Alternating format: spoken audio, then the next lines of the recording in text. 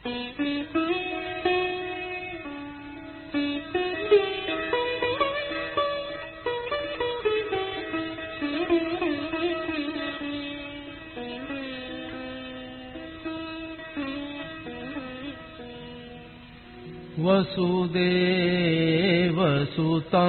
देवं कंसचाणूरमर्दनम् देवकी परमानन्दं कृष्णं वन्दे जगद्गुरुम्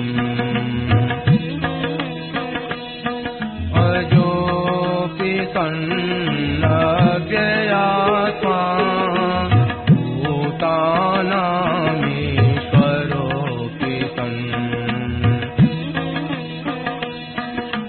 प्रकृतिं स्वामधिष्ठाय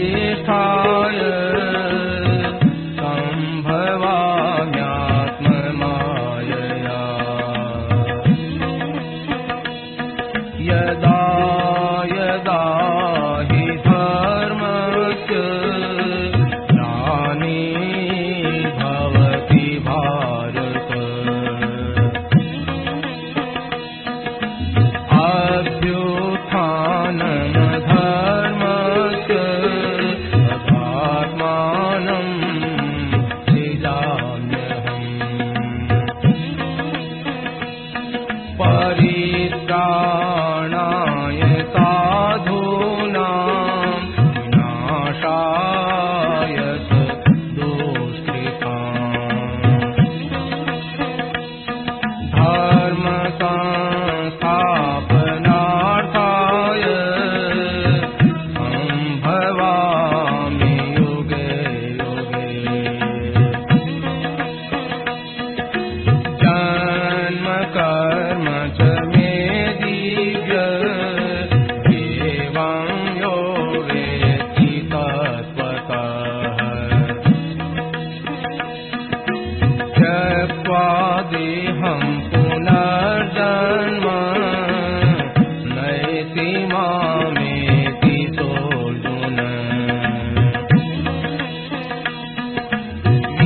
वीतराग भय क्रोधा मन्मया मामुपाश्रिताः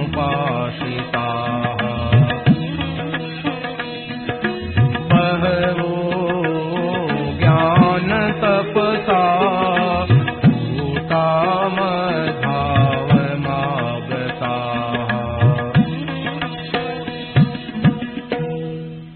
राम। यह प्रवचन परम श्रद्धेय स्वामी जी श्री राम सुखदास जी महाराज द्वारा श्रावण कृष्ण चतुर्दशी विक्रम संवत 2052 तदनुसार 26 जुलाई 1995 को लगभग प्रातः 8:30 बजे जयपुर में हुआ।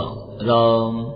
पराकृत नवद्बंधु परम ब्रह्म नराकृति सौंदर्य सार सर्वस्व वंदे नंदात्मजं प्रपन्न पारिजाताय पुत्रवेत्री गोपाणये ज्ञानमुद्राय कृष्णाय गीतामृतदुहे नमः। वसुदेवसुतं देवं कंसचाणूरमर्दनं देवकी परमानन्दं कृष्णं वन्दे जगद्गुरुम्। वंशी विभूषितकरान्नवनीहृदाभात् पीताम्बराधरुणबिम्बफलाधरोष्टात् पूर्णेन्दुसुन्दरमुखारविन्दनेत्रात् कृष्णात् परं किमपि तत्त्वमहं न जाने। हरि ओं नमो परमात्मने नमः। श्री गोविन्दाय नमो नमः। श्री गुरु शरणकमलेभ्यो नमः। महात्म्यो नमो नमः। सर्वे नमो नमः। नारायण नारायण नारायण। कल कर्मों का प्रकरण चल रहा था। कर्मों के विषय में दो खास बात समझने की रहती है, वो फिर कह देता हूँ। बार बार कहने का तात्पर्य है इस विषय को भाई बहन धारण कर ले, समझ ले। एक तो जो कुछ आता है भाग्य से होता है, और एक कुछ हम करते हैं तो होता है। तो ये तो करने से होता है और ये भाग्य से होता है, ये दो विभाग है। इसमें शंका होती है कि होने में भाग्य प्रबल है कि करना प्रधान है, ये प्रबल है, ऐसी शंका होती है। इसका निवारण ये है कि होना होता है वो, जो करना होता है ये विभाग अलग है। बलाबल का विचार वहाँ होता है जहाँ दो एक आ जाती, एक जगह दोनों चीज हो जाती है, तो बलवान निर्बल का पता लगता है। भाग्य का विधान वो और है और करने का विधान वो और है। इस वास्ते इनके आपस में बलाबल का विचार नहीं होगा। प्रबल क्या, भाग्य प्रबल है कि पुरुषार्थ प्रबल है, तो दो विभाग हुए। तो धर्म का अनुष्ठान करना, अपना कल्याण करना, इसमें अभी हमारी जो भावना है, धारणा है, वो करना है, ये मुख्य है। और धन का मिलना, भोगों का मिलना, इसमें प्रारब्ध मुख्य है, भाग्य मुख्य है। इसमें बात ऐसी भी आ जाती है कि सत्संग मिलता है और जो कोई अच्छा संग मिलता है तो, और शुभ शरीर मिलता है, तो इस मिलने में भी कहते हैं कि बड़े भाग्य मानुष तनु पावा, और बड़े भाग्य पाए सत्संगा। तो ये भाग्य की बात है, मिलने की बात है, करने की नहीं है। सत्संग का मौका मिलता है भाग्य से, सत्संग का मौका मिलता है भगवान की कृपा से, सत्संग का मौका मिलता है अपन उत्कट अभिलाषा से। अपनी उत्कट अभिलाषा से नया भाग्य बन जाता है, और भगवान की कृपा से, संतों की कृपा से सत्संग मिलता है और भाग्य से भी मिलता है। परंतु सत्संग का लाभ उठाते हैं हम, ये नया उद्योग है, ये भाग्य नहीं कहलाता। सत्संग हम जो मिल रहा है, कर रहे हैं, ये करने में, मिलने में तो भाग्य है, पर उसका लाभ लेने में हमारा अभी का उद्योग है। तो हमारे उद्योग के अनुसार ही हुई धर्म की प्राप्ति और भोगों की प्राप्ति, परमात्मा की प्राप्ति और धर्म की प्राप्ति, धर्म का अनुष्ठान, ये करना मुख्य होता है। तो करना मुख्य होता है, उसमें हमें करना चाहिए धर्म का अनुष्ठान करना, सत्संग करना और अपना कल्याण करना। अब इसमें एक बात बताते हैं, नहीं तो सत्संग करके हमारा उद्धार हम कर सकते हैं, और कुसंग करके, खराब व्यसनों में पड़ करके, खराब चीजों का सेवन और खराब नीच काम करके हम नरकों में जा सकते हैं। जैसे धर्म कर सकते हैं, ऐसे पाप भी कर सकते हैं। जैसे अपना कल्याण कर सकते हैं, ऐसे हम अपना पतन भी कर सकते हैं। ये दोनों बात है। तो भाग्य से भोग मिलते हैं और पैसे मिलते हैं, उनका भी दो तरह से उपयोग होता है। पैसे मिलने, पैसे से शुभ काम भी कर सकते हैं, अशुभ काम भी कर सकते हैं। व्यापार में ऐसा किया, चीज खरीद कर ली, अपनी एक दुकान में सब माल मिलेगा तो मर्जी आओ जैसे बेचेंगे तो पाप कर लेंगे। ऐसे भाग्य से भोग मिला, उसका दुरुपयोग कर पाप कर लेंगे। तो ये करने में पाप पुण्य है, पतन और उत्थान है, और होने में चीजों का मिलना है। तो पूर्व कर्म के अनुसार हमें मिलता है, वो मिलता है भाग्य से। इस वास्ते भाग्य का विभाग अलग है और कर्तव्य करने का विभाग अलग है। एक थोड़ी कहानी कहें जिससे ये विषय साफ हो जाता है। कल्पना करो कि एक आदमी ने 100 रुपये दिए उधार, और वो पीछा मांगता है तो कोई अभी हमारे पास नहीं है। वो गया घर पर, भाई रुपये दो, कहते अब हमारे पास नहीं है, परसों आप आ जाना, परसों दे देंगे। परसों गए, कहते भाई हमारे पास जुटा नहीं रुपया, आप कल आ जाओ, कल दे देंगे। कल गए, रुपया तो नहीं है साहब, तो फिर रुपया लो हमारे। वो गुस्से हो गया, क्या चमड़ा तोड़ दे, क्या करें, पैसा नहीं है हमारे पास, अभी नहीं दे सकते। तो उसके गुस्सा आ गया, दोनों को ही आ गया। अब कहां से दे, बार बार कहते हो आप। वो कहते हैं कल देंगे, परसों देंगे, कल देंगे। हमारा कितना समय बर्बाद होता है, तो फिर हम क्या करें, हमारे पास नहीं है। तो उसने 2-4 जमा दी जूतों की, कृपया नहीं देता है, समय खराब करता है। उस जाननाश कर दी। कहते हमारे घर पर आया, हमारे को मारा, पीटा इसने, 5 जूतों की मार दी। बुलाया गया, साहब बात तो सच्ची है, तो सच्ची है तो दंड बढ़ना पड़ेगा। तो कहा साहब देखो, मैंने 5 जूता मार दिया, तो 5 कम 100 रुपये करा दो, एक जूता एक कम 2 रुपया, 5 कम 100 रुपये डालो। रुपया दलाना कि ये महकमा नहीं है, ये फौजदारी का महकमा है। तो मैंने मारपीट की है, ये फौजदारी मुकाम है, ये है विभाग, वो अदालत होती है, उसमें जाओ, वो दीवानी है। तो दीवानी में दबाव दीवान रुपया देना हमारा काम नहीं है, हमारा दंड देना काम है। तो पाप करना है वो फौजदारी है, और पुण्य करना है ये दीवानी है। पुण्यों का फल आप चाहो मिलेगा, निष्काम करो तो कल्याण होगा, या फौजदारी करो तो दंड भोगना पड़ेगा। इस वास्ते पाप और पुण्य दोनों अलग अलग होते हैं। ऐसा नहीं कि पुण्य से पाप कट जाएगा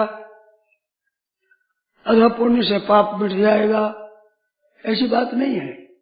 ऐसी बात भी होती है, प्रायश्चित तो सब होती है।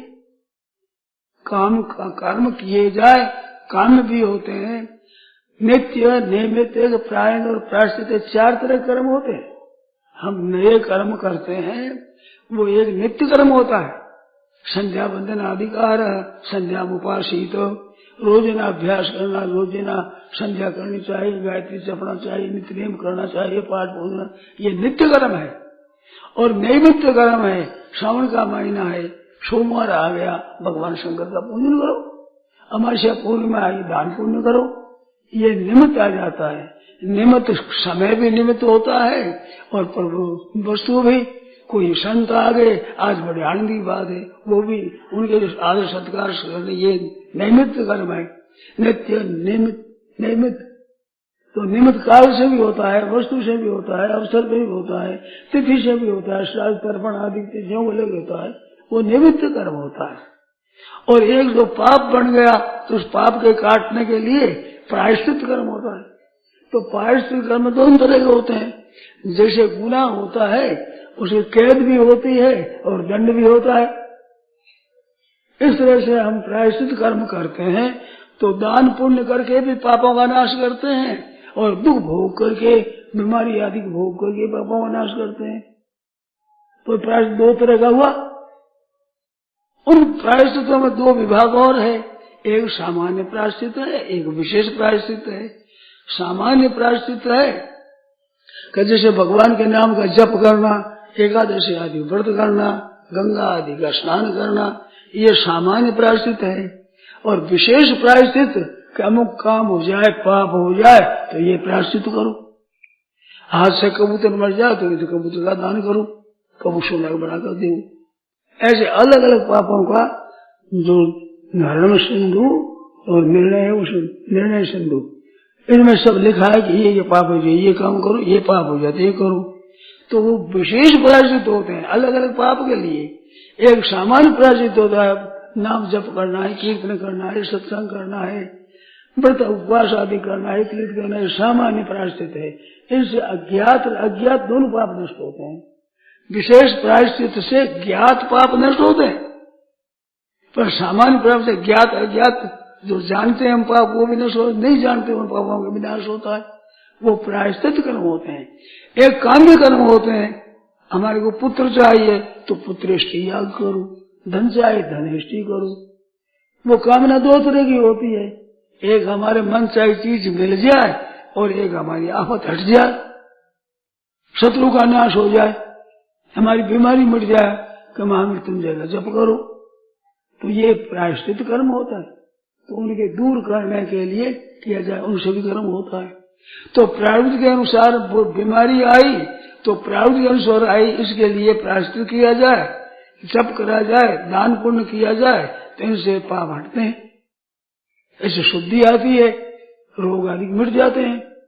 परंतु इसमें बलाबल के विचार है, पाप कोई बड़ा ज्यादा मात्रा का था और उसका दान पुण्य आदि थोड़ा किया तो जल्दी नहीं मिटता, पर जितनी मात्रा का पाप है उन मात्रा से सिवाय प्रायश्चित करे तो वो पाप मिट जाता है, बीमारी मिट जाती है, नहीं तो नहीं मिटती।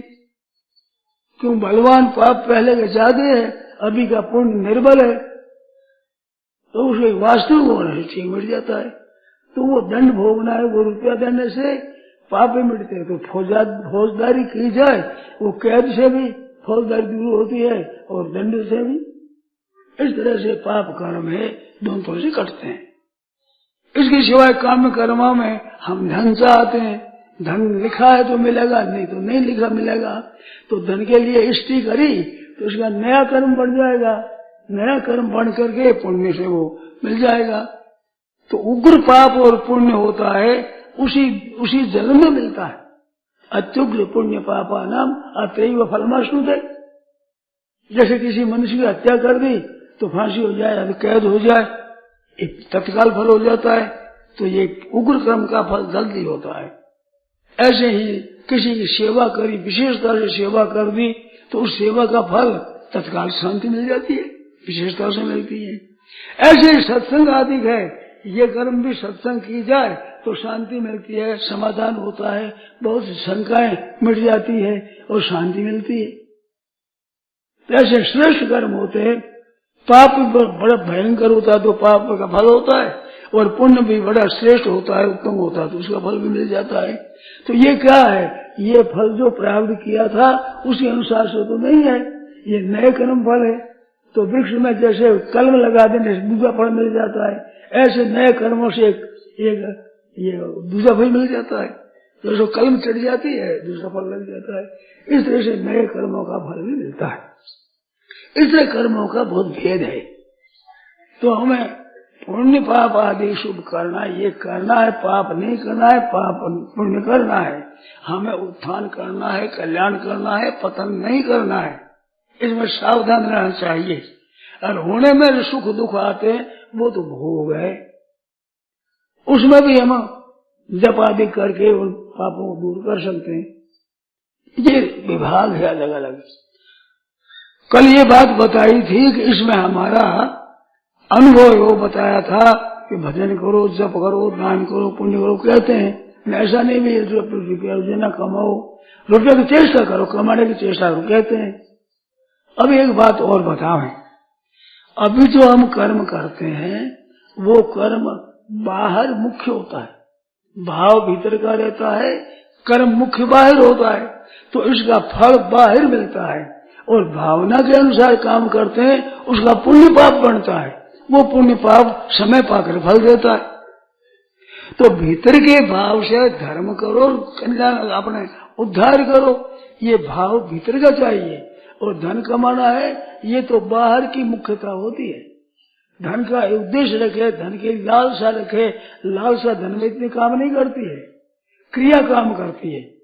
और भगवत प्राप्ति में क्रिया की मुख्यता नहीं, लालसा की मुख्यता है। अब लालसा की मुख्यता क्रिया की मुख्यता क्यों है? जो चीज है मौजूद उसमें तो लालसा की जरूरत है, और जो पैदा होती है उसमें कर्म की मुख्यता है। तो परमात्मा मौजूद है, उस परमात्मा कर्मों का फल नहीं है। परमात्मा की तत्व की प्राप्ति होना, भगवान के दर्शन होना, प्रेम होना, मुक्ति होना, ये कर्मों का फल नहीं है। कर्म नाशवान है, उत्पन्न और उनका आरंभ और अंत होता है, इस वास्ते उसका फल मिलता है, नष्ट हो जाता है, उनका नाशवान फल मिलता है। तो भगवान का भजन आदि है, वो तत्काल फल मिलता है। तो वो बात क्या कि वो है, जो है उसकी प्राप्ति लालसा, उसी प्राप्ति में लालसा भावना मुख्य होती है, और जो नहीं है पैदा होती है उस चीज में क्रिया मुख्य होती है, लालसा साथ रहती है। इसमें क्रिया मुख्य नहीं, लालसा मुख्य है। लालसा भजन स्मरण जब सत्संग उसको करा देती है। तो भीतर से लालसा धन भोगनी नहीं चाहिए, लालसा धर्म की और परमात्मा की प्राप्ति की चाहिए। तो फिर ये आप साफ हो जाएगी, क्योंकि ये नया प्रारूप है। और धन की प्राप्ति, भोगों की प्राप्ति, इसकी लालसा की जरूरत नहीं है, ये तो आप साफ आवेगा ही। ये बात, इसमें एक और कायदा और है। पाप का फल है वो हमारे को जबरदस्ती भोगना पड़ेगा, और पुण्य का फल है वो भोग भी सकते हैं और नहीं भी भोगे, इसमें स्वतंत्रता है। पर पाप कर लिया तो इसमें फल भोगना पड़ेगा, ये स्वतंत्रता है। जितने आदमी दुख भोगते हैं, जितने कैद में पड़े हैं, जितने नरकों में पड़े हैं, जितने करा रहे हैं, ये काम तो किया है स्वतंत्रता से, फल भोगते हैं स्वतंत्रता से। तो फल भोगना ही पड़ता है। तो पाप का फल है वो जरूर भोगना पड़ता है, और पुण्य का फल है वो भोगे ना भोगे हमारी मर्जी है। जैसे धन मिलना है हमारे को, तो मिलने वाला प्राप्त के कारण धन मिलेगा, उस धन को ले भी सकते हैं और नहीं मिले और लेकर दूसरे को भी दे सकते हैं, त्याग कर सकते हैं, पुण्य का फल है। बट बुखार पुराने पाप का फल है, वो आया तो हमें भोगना ही पड़ेगा। ऐसे नहीं कि धन दूसरे को दे दें, ऐसे बुखार भी दूसरे को दे दे, उसमें स्वतंत्रता है, उसमें स्वतंत्र नहीं। इस वजह से पाप कर्म करना नहीं चाहिए। करोगे तो दंड भोगना पड़े, चाहे यहाँ भोगना चाहे पर लोग भोगना पड़े, उसमें स्वतंत्रता होगी। और शुभ काम करो, निष्काम भाव से करो, कामना नहीं रखो, तो अंतःकरण शुद्ध होगा, परमात्मा प्राप्ति होगी, कल्याण होगा, परमात्मा दर्शन भगवान की प्राप्ति हो जाएगी। निष्काम भाव से, सकाम भाव से भोगना, फल भोगना पड़ेगा। तो इस वास्ते पुण्य कर्मों में हम स्वतंत्र हैं, पाप कर्मों में हम स्वतंत्र हैं। पाप कर्म करना है वो पराधीन होना पड़ेगा, पुण्य में स्वतंत्र रहेंगे, फल ले न ले। आपके घर कोई साधु आए भिक्षा के लिए, आप कुछ बोलो चला जाएगा, ऐसा हमारा देने वाला नहीं है तो चला जाएगा, कि मना रोटी बनी नहीं है तो चला जाएगा। पर डाकू आएगा, कहते धन नहीं है, चला जाएगा वो, कि अभी बना नहीं है सब, अभी धन तैयार नहीं है, चला जाएगा वो, तो जबरदस्ती करेगा। ऐसे पाप कर डाकू की तरह है, वे तो दर्द भोगेंगे, दुख देंगे ही। और पुण्य कर में साधु की तरह है, आप पुण्य चाहो मत जाओ, निष्काम भाव से करो। इस बार इन दोनों में कायदा अलग अलग है पाप पुण्य का। एक कहानी सुनाओ जिससे समझ में आ जाता है। कल जैसे पेट की आग की कहानी सुनाई, ऐसे ही कहानी है। एक गांव के आदमी गंगा जी जा रहे थे, तो गांव का सब काफिला शुरू हुआ, तो उसमें सब जगह हो गए। वहां के ठाकुर भी थे और वेशी भी थे, क्षत्रिय भी थे, और जो अर्जुन कहते हैं जो वो चमारी देग में था, वे सब गए तीर्थ यात्रा में, गंगा जी गए। तो गंगा जी गए तो एक हरिजन था, उसने कहा कि भाई मन में विचार किया कि बड़िए बड़े होशियार होते हैं, ये हर एक जगह पैसा कमा लेते हैं, ये बड़े चतुर होते हैं, तो अपने बढ़िया ही बुद्धि से काम करो रहेगी, ऐसा विचार कर लिया। तो जाते गंगा जी पर गए, गंगा जी पर गए तो वहाँ पंडित ने कहा भाई लो ये पैसा रखा, चावल रखे, तो रख दिया, लो संकल्प करो कितना दान करोगे। तो सेठ ने कहा था कि 100 रुपया मैंने अमुक ब्राह्मण परिवार को दिया था, वो आज गंगा जी पर श्री कृष्णार्पण करता हूँ, दान कर देता हूँ, तो मैंने दान कर दिया। वो अर्जुन ने देखा कि देखो कितने होशियार है, 1 कौड़ी नहीं दिया, 100 रुपये को पुण्य कर दिया, दिया नहीं पैसा एक भी। तो ये जुक्ति बड़ी अच्छी। उसको कहे तुम्हें भले संकल्प दे, तो मैं भी 100 रुपये कम थोड़ी करूंगा। संकल्प बढ़ा दिया, संकल्प बढ़ा के दान भी दिया कि मैं मेरे को जो अमुक सेठ मांगता है वो 100 रुपया नहीं दूंगा, ये 100 रुपये दान कर दिया मैंने, 100 रुपये कर दिया। पंडित बेचारा समझा नहीं, पंडित ने समझा कि 100 रुपये दान करता है, कर दिया। अब आए पीछे गांव पर आए तो खेती हुई, खेती में बाजरा हुआ, अच्छा बाजरा हुआ। तो जाकर उसने कहा कि साहब ब्राह्मण देवता ने कि सेठ आप बाजरा लो तो ले लो, और नहीं तो बेच करके मैं रुपया दे दूंगा। आप बाजरा ले लोगे तो नफा हो जाएगा ज्यादा आपको, मेरे को तो बिक्री करना है क्योंकि मेरा कर्जा उतारना है, तो आपको ठीक रहेगा, तो आप बाजरा ले लो। बाजरा दे दिया। अब चमार के बाजरा की 100 घर पहुंच लो, तो वो बाजरा दे दिया, नहीं हो गया, भूल गया, बाजरा ले लो। तो सेठ ने कहा मैंने तो दान कर दिया। वो कहते मैंने दान लिया नहीं था, मैंने उधार लिए थे। कहते हैं तो उधार लिए, ठीक है महाराज पंडित जी, परंतु मैं गंगा जी पर गया तो संकल्प कर दिया आप ले लो। कि जैसे मैंने उधार लिया कैसे रख दूं मैं, कि मैंने दान कर दिया, मैं कैसे लूं, मैं तो लूंगा नहीं, दान कर दिया मैंने, तो मैं क्या करूं कि आप मर्जी आओ सो करो, अपनी बहन बेटी को दे दो, आपको देना हो तो मैं कैसे दे सकता हूँ, मैंने पुण्य कर दिया। तो ठीक है, अब साहूकार क्या करे, ठीक है भाई। अब वो साहू समारे के घर पर वहां गए, खेत में लाओ भाई हमारा पैसा, कैसे तो हमने दान कर दिया। कि दान कैसे कर दिया, कि उस सेठ ने 100 रुपए दान कर दिया, तो 100 रुपए मैंने भी दान कर दिया। कि दान तो दिए हुआ करता है, दिया क्या गए, वह दिया कुछ नहीं सेठ ने, 100 रुपए दान कर दिया, तो कर्जा मेरे पर है, वो भी उधार दिया था, मैंने ही उधार दिया, मैंने दान कर दिया। कि दान करिए मैं कानपुर ले लूंगा, देना पड़े तेरे को, कि दान कर दिया तेरे दान से नहीं छूटेगा। तो क्या दान कैसे करता छूट जाएगा, कर्जा दिया है वो तो दान कर दिया छूट जाएगा, मैं लिया है वो छूट जाएगा। ऐसे जो पाप किए हैं, अन्याय किया है, वो कर्म छूटेगा नहीं, और जो पुण्य किया है वो श्री कृष्ण अर्पण मस्तु छूट जाएगा, अंतरण शुद्ध होगा, कल्याण हो जाएगा, उद्धार हो जाएगा। पुण्य का फल थोड़ा मिलता है, त्याग का फल बहुत ज्यादा मिलता है। दान पुण्य का फल होता है सीमित, और त्याग का फल होता है असीम। दान का तो 1 गुणा दान सहस्र गुणा पुण्य होता है, और त्याग का असीम फल होता है। संबंध विच्छेद कर दिया, दान करते हैं वो दान का संबंध रखते हैं तो संबंध 100 गुणा पुण्य होता है, पर संबंध विच्छेद कर देते हैं तो जड़ता का संबंध की प्राप्ति हो जाती है, तो उस असीम फल होता है। तो त्याग अलग है, दान अलग है। जिसने कुछ लीना नहीं, दीना वेद 1000, जिसने नहीं लिया है 1000 बार दिया है, 1000 बार दिया, 1000 गुना होगा, लाखों की दृष्टि हो जाएगा। इस वास्ते अब कर्म किया जाए, शुभ और अशुभ दोनों का कायदा अलग अलग है। इस वास्ते किसी का लेना है, कर्जा लेना है, देना है, दान देना है, तो दूसरों की सहायता करना, दान देना, इससे हमारा पुण्य होता है। उस पुण्य का त्याग करके, पुण्य के त्याग में परमात्मा की प्राप्ति हम कर सकते हैं। अब परमात्मा की प्राप्ति है वो, और एक अगाड़ी धन मान बढ़ाई राज्य वैभव आदि की प्राप्ति कर रहे हैं, तो धन मान प्राप्ति दूसरे जन्म में होगी, क्योंकि वो है नहीं, वो पैदा होगा। आपने दान पुण्य किया है, इसका फल पैदा होगा, तो आप भी पैदा होंगे तब फल मिलेगा। परंतु जो मौजूद है परमात्मा, वो तो अभी मिल सकता है, क्योंकि अभी है मौजूद। एक उत्पन्न होने वाली चीज होती है और एक नित्य चीज होती है। उत्पन्न होने वाली चीज में तो देरी लगेगी, जल्दी नहीं होगा।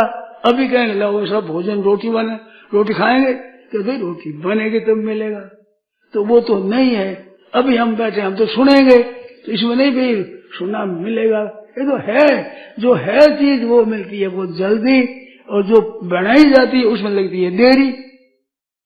इसमें एक मार्मिक बात है खास, लोगों ने समझ रखा है कि भजन ध्यान करेंगे, तपस्या करेंगे, इतने महीनों में, इतने वर्षों में परमात्मा की प्राप्ति होगी। ये भावना करना है ना, ये बेसमझी है।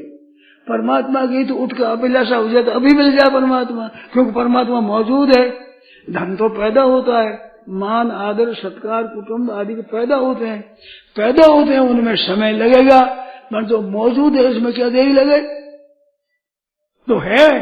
तो परमात्मा सब देश में, सब काल में, सब वस्तुओं में, संपूर्ण व्यक्तियों में, संपूर्ण परिस्थितियों में, संपूर्ण अवस्थाओं में, संपूर्ण क्रियाओं में परमात्मा मौजूद है। उसमें तो केवल अभिलाषा की मेरा, तो अभिलाषा की मुख्यता बात है। इस वास्ते मैंने ये बात कही कि अभिलाषा से धर्म और पुण्य, अभिलाषा की मुख्यता है, और धन संपत्ति आदि में क्रिया की मुख्यता है। अभिलाषा भी साथ में होती है, अभिलाषा मात्र से धन नहीं मिलता, अभिलाषा मात्र परमात्मा मिलते हैं। जो जीव का कल्याण है उसके दूसरे तो सब कल्याण दे दिया, मनुष्य जन्म दे दिया। अब केवल चाहना परमात्मा की होनी चाहिए भीतर में, उस चाहना के साथ दूसरी कोई चाहना नहीं होगी तो परमात्मा की प्राप्ति हो जाएगी। तो परमात्मा की प्राप्ति के लिए मानव शरीर मिला है, इसमें हमें परमात्मा की प्राप्ति का अधिकार मिल गया। जैसे किसी को व्यापार करने का अधिकार मिल जाए तो परमिट मिल जाए तो उस परमिशन मिल जाए उसे काम करेगा वो, तो उसको मिल जाएगा अधिकार।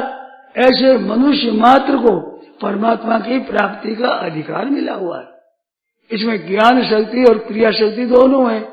कर्म भी निष्काम किया जाए, ज्ञान से परमात्मा की प्राप्ति हो जाए तो ज्ञान शक्ति परमात्मा तत्व तो जानने के लिए, क्रिया शक्ति दान पुण्य करने के लिए, तो जानने मात्र प्राप्ति हो जाए और भगवान का अर्पण हो जाए। नाथ नाथ पुकारे तो परमात्मा मिल जाए।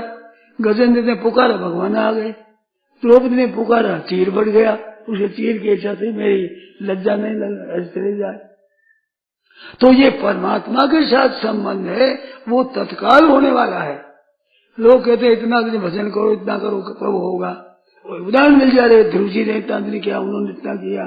ध्रुव जी के खटमास माही मिले साई अचल पाई धामिये, वो 6 महीनों के भीतर मिल गए। तो 6 महीना के भीतर मिल गए, अंत में जब मिले उस समय उत्कंठा अगर आरंभ हो जाए तत्काल मिल जाते। इस समय से भगवान मिलते हो ऐसी बात नहीं है।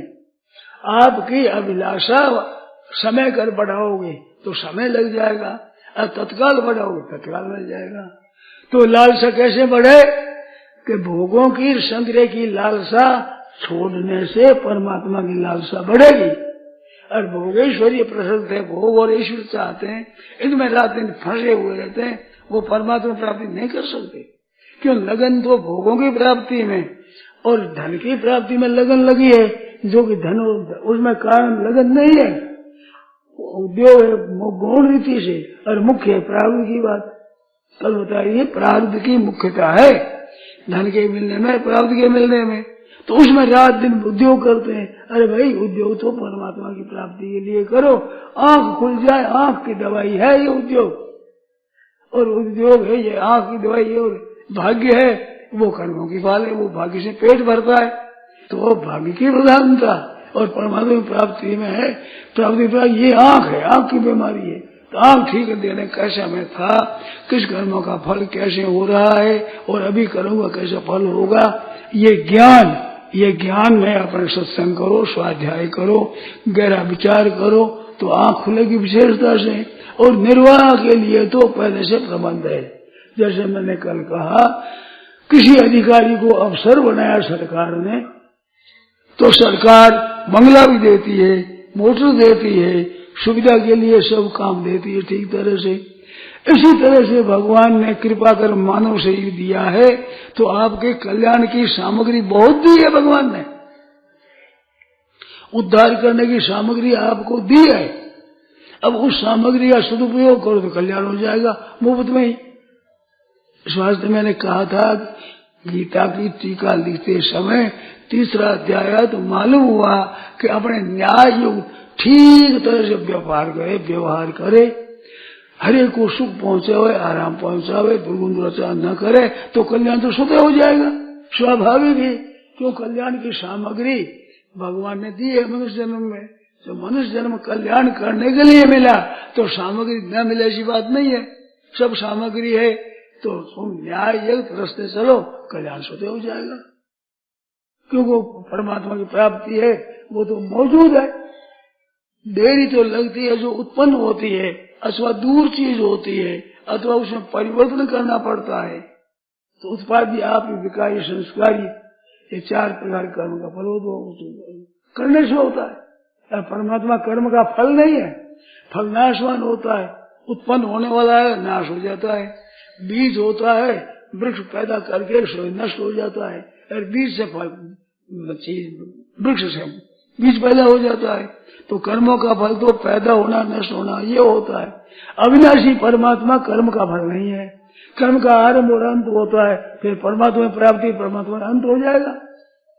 वो तो है मौजूद, सबके लिए है, परमात्मा के हम अंश हैं, संसार में फंस गए, मनुष्य इनको अपना मानने लग गए, तो इनका मानने लग गए, ये बाधा लग गई। जो हमारा नहीं है, शरीर हमारा नहीं है, इंद्रिया हमारी नहीं है, धन हमारा नहीं है, कुटुंब हमारा नहीं है, घर हमारा नहीं है, परिवार हमारा नहीं है। कहते झूठ बोलते हो, हमारा परिवार है, हमारा धन है, हमारा घर है, हमारा शरीर है।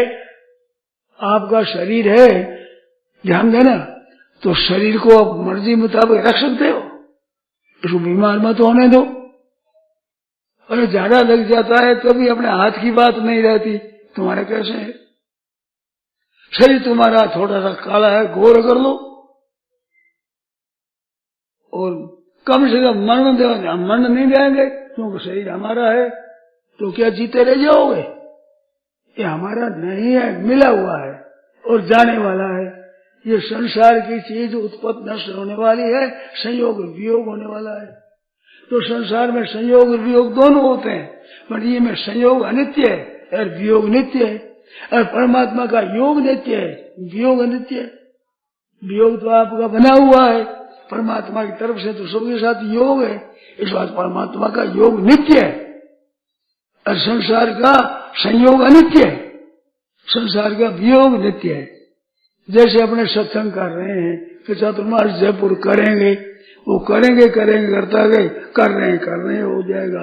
अब वो अनित्य है, ये जितना दिन हो गया सत्संग, वो 1/4 तो गया, तो वो तो खत्म हो गया, अब खत्म हो रहा है, प्रतिदिन खत्म हो रहा है। तो वियोग नित्य होगा, संयोग नित्य नहीं होगा। रोजाना सत्संग करेंगे 12 महीना, 2 वर्ष, 4 वर्ष करेंगे क्या? या वियोग तो जरूर होगा। तो संसार का वियोग नित्य है और परमात्मा का योग नित्य है। कि परमात्मा के साथ आपका खुद का संबंध है और संसार के साथ आप खुद का संबंध नहीं है, ये शरीरों का संबंध है। शरीर भी अनित्य, संसार भी अनित्य। इस वास्ते परमात्मा की प्राप्ति के लिए ही मानव शरीर मिला है। लोग ज्यादा दिन कमाने खाने में लग गए।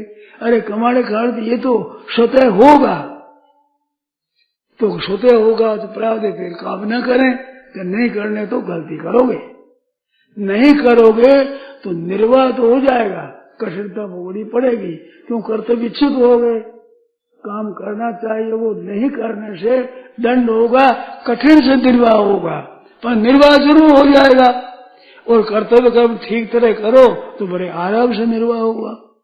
तो इसमें प्रारब्ध की मुख्यता है और कर्तव्य कर्म की गौणता है, और धर्म के बिना कर्तव्य कर्म की मुख्यता है और उसमें संचित की गौणता है। संचित का संस्कार होता है, जल्दी होता है, उसके पहले किया हुआ होता है, फिर करता है, मदद मिलती है। जैसे एक आदमी नया पढ़ता है और एक पहले पढ़ा हुआ है, समझ लो जिसने लोगों की पहले पढ़ ली, पढ़ी हुई है पहले, अब वो पढ़ने लगा तो जल्दी पढ़ लेगा, और नया पढ़ाई करता है तो उसे देरी लगेगी। ऐसे पुराने पुण्य में पुण्य किए हैं, धर्म किया तो धर्म की बात में मदद मिलेगी, सत्संग किया तो सत्संग की मदद मिलेगी। और पहले नहीं किया है तो नया काम होगा, वो धीरे धीरे चलेगा। तो कोई साधन में लगता है जल्दी उन्नति कर लेता है, और कोई साधन में लगता है जल्दी उन्नति नहीं करता, तो जल्दी उन्नति वो कर लेता है जितना पहले का काम किया हुआ है, आगे करता है। जते सतो भूया संसिद्धो गुण नंदना, वो योग भ्रष्ट होता है। योग आरूढ़ होता है तब योग भ्रष्ट होता है। पहले योग का अनुष्ठान किया, पूरा जन्म में किया है, पुराना अभ्यास है, इस वास्ते पूरा अभ्यास है, पूरा अभ्यास है। और लभते पूर्वदेह का वो बुद्धि सहयोग पूर्वदेह का मिलता है। जैसे कोई आदमी जाते जाते आगे गांव जा रहा है, बीच में नींद आ गई, सो गया, तो सोने पर यह नहीं कि पीछा गांव में चला गया, जहां था वहां से जितना रास्ता कट गया वो तो कट ही गया। इस तरह से योग भ्रष्ट होता है। उसने साधन कर लिया, उतना तो हो गया, अब पीछे जन्म लेकर उससे आगे यत्न करता है तो परमात्मा प्राप्ति जल्दी हो जाती है। तो पहले किया हुआ दान पुण्य, पहले किया हुआ भजन ध्यान अगर इस जन्म में सहायता करता है, क्यों? ये नित्य है, परमात्मा का संबंध नित्य है और पाप का संबंध अनित्य है। वो अनित्य का फल मिलता है। इसमें एक और कायदा है, वो ध्यान विभाग। हम कोई भी काम करते हैं तो दो चीज पैदा होती है। जैसे कोई नौकरी करता है तो नौकरी करता है, जो काम करता है, मानो बही खाता लिखता है, तो बही खाता लिखने से लिखने का क्या अभ्यास बनता है और एक उसके फल पैसे मिलते हैं। एक फल भाग है, एक अभ्यास भाग है। तो पाप करो चाहे पुण्य करो, करने का तरीका है वो विद्या करने से विद्या आती है। अगर पाप करो तो दंड बनेगा, अगर पुण्य करो तो पुरस्कार मिलेगा, वो फलांश है। विद्यांश तो अभी तत्काल फल देगा, जिसने काम किया वो काम करना आ जाएगा। सत्संग करते हैं तो सत्संग करना उनको आ जाता है, वो सत्संग से विशेष लाभ उठा लेते हैं। और नया आदमी सत्संग में आता है तो कहते हैं हम तो समझे नहीं क्या कहते हैं जी, ये कर्मों का इतना विवेचन हुआ ना। नया आदमी हो तो समझे क्या क्या करते हैं, क्या कह रहे हैं, पता ही नहीं। अगर पुराना समझे हो वो समझेंगे बहुत ठीक कह रहे हैं, भाग्य क्या है, कर्तव्य कर्म क्या है, तकदीर क्या है, तदबीर क्या है। इन बातों को जो जो पढ़ो जो जो समझो विशेषता से। ऐसे पूर्व का अभ्यास किया हुआ अगाड़ी अभ्यास में काम देता है। और नया करो तो काम जरूर होगा, वो धीरे होगा, और पहले किया हुआ है वो जल्दी हो जाएगा। तो एक कर्म अंश होता है कर्म का फल, और एक कर्म का करना अभ्यास। तो अभ्यास तो बनेगा ही, व्यापार करो घाटा लगेगा चाहे मुनाफा, ये तो फल है, परंतु कर्म व्यापार करना आ ही जाएगा। तो करने की विद्या तो तत्काल सिद्ध होती है, पर फल तत्काल नहीं होता है, फल समय पाकर के होता है। और अभ्यास तत्काल होता है। तो कहीं भी कोई काम करो, खेती करना आ जाता है आपको, अनाज होना न होना हाथ की बात नहीं, पर खेती करना विद्या तो आ ही जाएगी। तो विद्या भी चाहिए, क्रिया भी चाहिए, तब सिद्धि होती है। जैसे रसोई बनाना आता है तो रसोई बना जल्दी बना लेंगे, और जब नहीं बनाएगा तो जल्दी आने से रसोई बनाना आता तो है, रसोई नहीं बनती। रसोई बनाना आता नहीं, करने लग जाएंगे तो अच्छी नहीं बने, कुछ तो बन ही जाएगा। तो काम करने में, इसमें हर कार्य संसार करने में करना मुख्य है, जानना साथ है। जितना जानकारी होगा काम बढ़िया होगा। इस वास्ते संसारी काम भी जानना चाहिए, करना चाहिए। पारमार्थिक बातें भी भजन ध्यान करना चाहिए, जानना भी चाहिए। जब किस तरह करना चाहिए, करना चाहिए, जानना चाहिए। परमात्मा तत्व को जानना चाहिए, करना चाहिए। सब किस तरह से प्राप्ति होती है तत्व की, परमात्मा की। कर्म योग क्या है, ज्ञान योग क्या है, भक्ति योग क्या है, लय योग, हठ योग, राजयोग क्या है, ये जाने और जान करके अनुष्ठान करें। तो जानकारी से अनुष्ठान बढ़ेगा, अनुष्ठान करने से जानकारी बढ़ेगी, उद्धार हो जाएगा। इस वास्ते दोनों अपने को जानने की आवश्यकता है। तो सत्संग के द्वारा हम जानते हैं और घर में जाकर फिर करते हैं, तो उसे जल्दी उद्धार होता है। जल्दी कोई कल्याण चाहता है तो सत्संग करता रहे, घंटा घंटा 2 घंटा रोजाना सत्संग करे, और फिर उसका अनुष्ठान करे, अनुष्ठान करके फिर सत्संग करे, सत्संग करके फिर अनुष्ठान करे, तो जल्दी उद्धार होता है। ऐसे 5-10 आदमी केवल भजन ध्यान करे और बस थोड़ा सत्संग घंटा दे सत्संग करे और फिर अपना साधन करे, तो बहुत जल्दी उन्नति होगी। करने की और जानने की दोनों की आवश्यकता है। जिसमें करने की मुख्यता नहीं है, जानने की मुख्यता ज्यादा है परमात्मा प्राप्ति में। क्यों? परमात्मा मौजूद है। करने की प्रधानता होती है जो उत्पन्न होने वाली वस्तु होती है, उसमें करने की प्रधानता होती है। इसमें जानने की प्रधानता होती है, इच्छा की प्रधानता, भीतर में लालसा की प्रधानता। तो लालसा जितनी जोरदार होगी उतना आध्यात्म मार्ग में आगे ज्यादा बढ़ेगा। इस वास्ते केवल जिज्ञासा, तो जिज्ञासा होती है, पहले जिज्ञासु होता है मुख्य, उसी जिज्ञासा होती है, जिज्ञासा परमात्मा आगे रहते हैं। वो जिज्ञासा करते करते जिज्ञासु खुद मिट जाता है, जिज्ञासा आ जाती है। और जिज्ञासु पड़ा मिट कर जिज्ञासा उड़े हुए जिज्ञासा ज्ञान में पड़ी तो परमात्मा प्राप्ति हो जाती है। इस वास्ते ये करने वाले की नहीं, उसका भाव, उसकी लगन मुख्य है। लगन वो होनी चाहिए। लगन सब कोई है, लगन कहावे सोय, नारायण जिस लगन में तन मन दीजिए खोए। ऐसी लगन लग जाए कि भगवान बिना मैं रह नहीं सकता, तो भगवान मिल जाए। आपके कितने ही पाप हो, कितने आपके दुराचारी हो, कितने आपके कर्जा हो, लगन जोरदार लग जाए तो पाप बहुत जल्दी नष्ट हो जाते हैं। तो ये भगवान की लगन है, ये आग है, अभिलाषा है, ये आग है। आग में पाप जल्दी भस्म होते हैं और पुण्य करने से उसे धीरे धीरे नष्ट होते हैं। तो परमात्मा तत्व की लगन चाहिए, सत्संग की लगन होती है, उसे सत्संग बहुत लाभ होता है ज्यादा, और कर लेता है लगन कम है तो लाभ कम होता है। तो भाव के अनुसार सत्संग का फल होता है। संसार की चीजें मिलती है भाव से, परमात्मा मिलती है भाव से, पर संसार की चीजों में भाव दुनिया का होता है, बाजार के भाव से मिलेगा, और परमात्मा भाव खुद आपके खुद के भाव से मिलेगा। आपका तेज भाव होगा तो आपको ज्यादा लाभ हो जाएगा, आप भाव कमती होगा तो कम भाव होगा। नफा वस्तु है वह है नहीं, नफा भाव में हो, भाव भी होना परशुराम बैठा पूंजी खोए। तो भावना तेज की हो, लालसा तेज की हो, जितना लालसा वो परमात्मा जल्दी मिलेंगे। धन की लालसा से धन नहीं मिलता, धन की इच्छा से धन नहीं मिलता। धन की इच्छा से काम करते, काम के साथ में धन का क्रिया का संबंध है, परमात्मा का आपका संबंध है।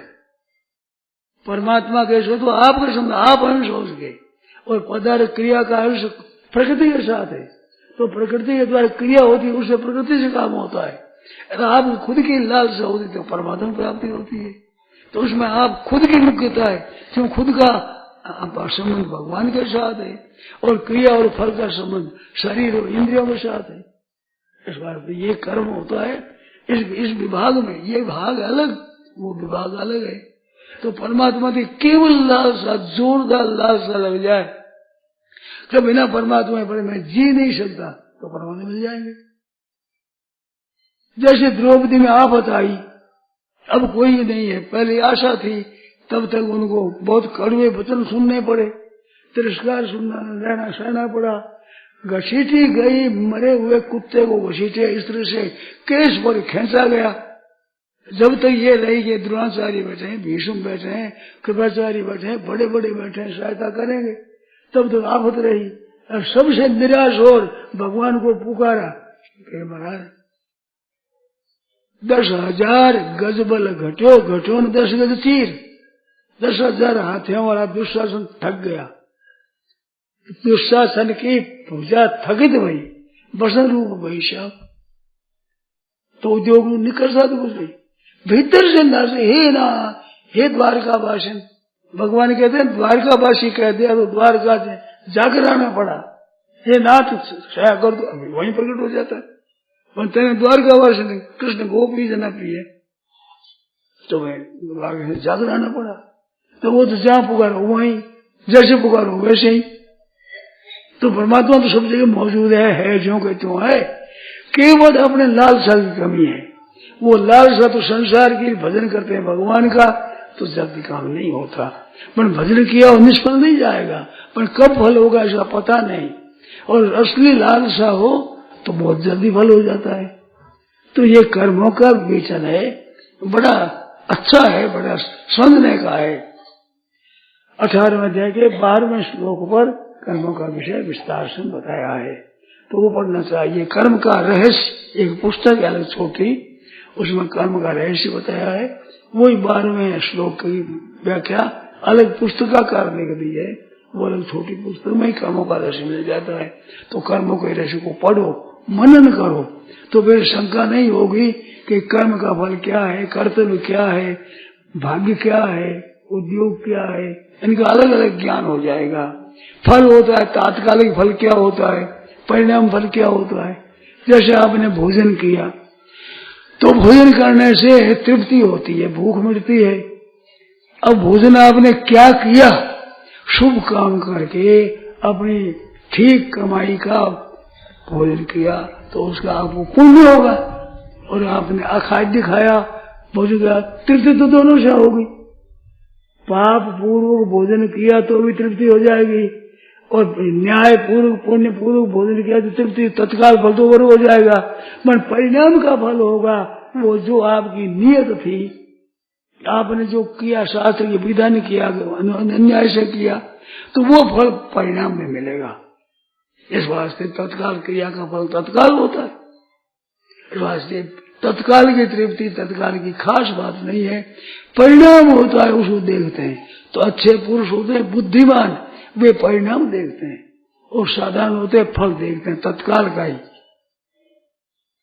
जैसे अंग्रेजी दवाई के तत्काल फल होता है, और वो कोई रोग पैदा कर देते हैं, और आयुर्वेद के औषध होते हैं वो रोग नहीं निरोग कर देता है।